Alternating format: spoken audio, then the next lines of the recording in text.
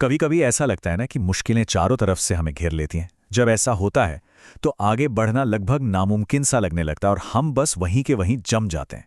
तो आज हम एक ऐसे ही इंसान की कहानी देखने वाले हैं जिसने लगभग हर मुश्किल का सामना किया और हमें सिखाया कि एक्शन यानी कर्म ही हर समस्या का एकमात्र हल है। ये बातें हम सब ने कभी ना कभी तो सोची ही हैं, है ना? जब हम बहुत ज्यादा ओवरवेल्म महसूस करते हैं तो हमारा पहला रिएक्शन अक्सर होता है कि चलो काम को टाल देते हैं या किसी और चीज में अपना ध्यान लगा लेते हैं। लेकिन हम सब जानते हैं कि टालमटोल करने से मुश्किलें कम नहीं होती, बल्कि वो तो और भी बढ़ जाती हैं। तो चलिए मिलते हैं एक ऐसे लड़के से जिसके लिए मुश्किलें तो जन्म से ही उसका हिस्सा थीं। एक ऐसा इंसान जिसकी कहानी हमें दिखाती है कि हालात चाहे कितने भी बुरे क्यों ना हों, अगर सही एक्शन लिया जाए तो उन्हें बदला जा सकता है। ये कहानी है डेमोस्थनीज की। और देखिए, उसकी जिंदगी शुरू से ही कांटों भरी थी। वो जन्म से ही बीमार और इतना कमजोर था कि उसे बोलने में भी दिक्कत होती थी। वो हकलाता था। और मुश्किलें यहीं नहीं रुकीं। सोचिए, जब वो सिर्फ 7 साल का था तो उसके सिर से पिता का साया भी उठ गया। इतनी छोटी सी उम्र में ही वो अनाथ हो गया। और मुश्किलों का सिलसिला यहीं खत्म नहीं हुआ। उसके पिता जो बड़ी विरासत उसके लिए छोड़ गए थे ताकि वो अच्छी शिक्षा पा सके, वो भी उसके अपने ही संरक्षकों ने, मतलब उसके गार्डियंस ने हड़प ली। उसे उस शिक्षा से भी दूर कर दिया गया जिसका वो हकदार था। तो जरा सोच कर देखिए, एक ऐसा बच्चा जो पिता के बिना है, थोड़ा अजीब सा है और जिस पर सब हंसते हैं। एक ऐसा बच्चा जिसके पास कोई ताकत नहीं, कोई सहारा नहीं। ज्यादातर लोग ऐसी हालत में तो हार मान लेते, लेकिन डेमोस्थनीज ने ऐसा नहीं किया। लेकिन फिर कुछ ऐसा हुआ जिसने सब कुछ बदल दिया। उसने एक बार एथेंस की अदालत में एक महान वक्ता को बोलते हुए देखा। वो अकेला इंसान अपनी आवाज और अपने विचारों की ताकत से पूरी भीड़ को जैसे मंत्रमुग्ध कर रहा था।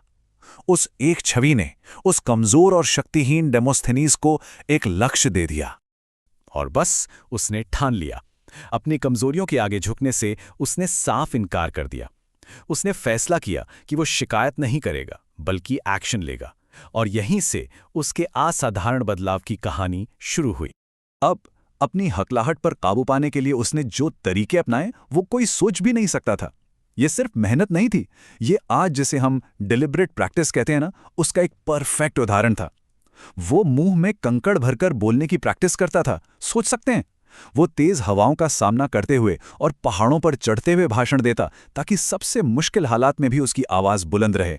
उसने खुद को एक अंडरग्राउंड कमरे में बंद कर लिया और अपना आधा सर मुंडवा लिया ताकि शर्म के मारे बाहर जाने का सोचे भी नहीं, और पूरी तरह से, जिसे आज हम डीप वर्क कहते हैं, सिर्फ और सिर्फ अपनी कला को निखारने पर ध्यान दे सके।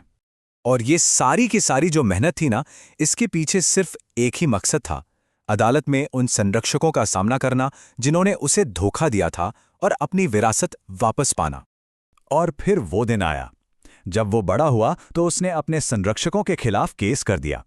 उन्होंने बचने की बहुत कोशिश की, लेकिन डेमोस्थनीज रुका नहीं और आखिर में जीत उसी की हुई। लेकिन सच तो ये है कि अब तक पैसा उसके लिए कोई मायने नहीं रखता था।